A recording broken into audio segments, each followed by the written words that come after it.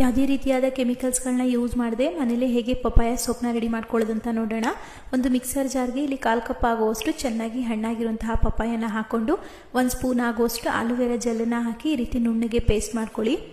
ಇಲ್ಲಿ ನಾನು 250 ಗ್ರಾಮ್ ಆಗುವಷ್ಟು ಗ್ಲಿಸರಿನ್ ಸೋಪನ್ನ ಈ ರೀತಿ ಸಣ್ಣದಾಗಿ ಕಟ್ ಮಾಡಿ ಇಟ್ಕೊಂಡಿದ್ದೀನಿ. ಈ ಗ್ಲಿಸರಿನ್ ಸೋಪ್ ಎಲ್ಲ ನಿಮಗೆ ಆನ್ಲೈನಲ್ಲಿ ಸಿಗುತ್ತೆ.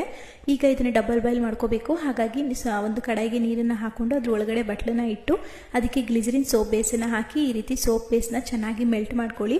ಸೋಪ್ ಬೇಸ್ ಮೆಲ್ಟ್ ಆಗ್ತಿದ್ದ ಹಾಗೇನೆ ಪೇಸ್ಟ್ ಮಾಡಿ ಇಟ್ಟಿದಂತಹ ಪಪಾಯನ ಹಾಕೊಂಡು 1 ವಿಟಮಿನ್ ಇ ಕ್ಯಾಪ್ಸಲ್ಸ್ನ ಹಾಕೊಳ್ತಾ ಇದ್ದೀನಿ.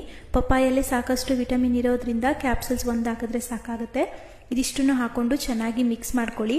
ಮಿಕ್ಸ್ ಮಾಡ್ಕೊಂಡ್ಮೇಲೆ ಈ ಬೌಲ್ನ ನಾವು ಕೆಳಗಡೆ ಇಳಿಸ್ಕೊಂಡ್ಬಿಡೋಣ.